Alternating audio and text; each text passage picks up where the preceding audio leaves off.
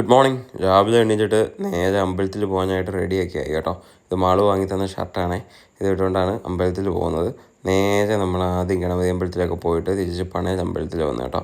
എന്നിട്ട് അവിടെ തൊഴുതിട്ട് നേരെ വീട്ടിലോട്ട് വന്നു.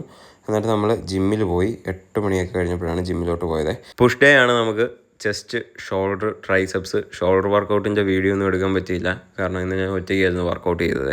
ഇന്ന് ഞാൻ ലേറ്റ് ആകുമെന്നൊന്നും പറഞ്ഞുകൊണ്ട് സുനിയറേട്ടൻ ഇന്ന് ജിമ്മിൽ പോലും വന്നില്ല. വർക്കൗട്ട്സ് എല്ലാം കഴിഞ്ഞപ്പോഴാണ് സുനിയറേട്ടൻ വന്നത്. പിന്നെ എല്ലാവരും കൂടെ ബഹളമാക്കി ഞാൻ ട്രീറ്റ് ചെയ്യണമെന്നും പറഞ്ഞുകൊണ്ട് എന്നെ നേരെ ചായക്കടയിലോട്ട് കൊണ്ടുപോയി. റിയാസോണൻ്റെ ചായക്കടയിലാണ് പോയത്. അവിടുന്ന് പൊറോട്ട, ബീഫ് ഒക്കെ ആയിട്ട് അവരെല്ലാം വാങ്ങി കഴിച്ചു കേട്ടോ. മുട്ടയൊക്കെ ആയിട്ട്. അരോമലില്ലായിരുന്നു. അരോമലിന് പനി അങ്ങോട്ട് മാറിയിട്ടില്ല. ആൻറ്റിബയോട്ടിക്സ് എടുക്കുന്ന കാരണം വന്നില്ല.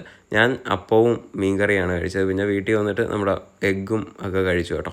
അതിനുശേഷം പിന്നെ മാളും എനിക്കിതാ ഒരു ഷീറ്റ് മാസ്ക് ഒക്കെ ഇട്ട് തന്നു. എന്നിട്ട് ഞങ്ങൾ ഉച്ചയ്ക്ക് പുറത്തുനിന്ന് കഴിക്കാമെന്ന് കരുതിയിട്ട് അടൂർ അൾട്രാസിയിലാണ് പോയത്. അവിടെ നോർമലി മന്തിയാണ് മെയിൻലി കഴിക്കാറ്. ഞാൻ മന്തിയുടെ ഒരു ബ്രസ്റ്റ് പീസ് വാങ്ങി, നമ്മളെപ്പോഴും കഴിക്കുന്ന പോലെ. മാളുവാണെങ്കിൽ ഫ്രൈഡ് ചിക്കനാണ് കേട്ടോ ഇപ്രാവശ്യം ട്രൈ ചെയ്തത്. എന്നിട്ട് ഞങ്ങൾ അവിടെ നിന്ന് ഇറങ്ങിയിട്ട് ഒരു ബേബി സെറ്റൊക്കെ വാങ്ങിയിട്ട് അഖിലിൻ്റെയും മീനയുടെയും കുഞ്ഞിനെ കാണാനായിട്ട് പോയേ. കുഞ്ഞാണെങ്കിൽ ഭയങ്കര ഉറക്കമായിരുന്നു കേട്ടോ.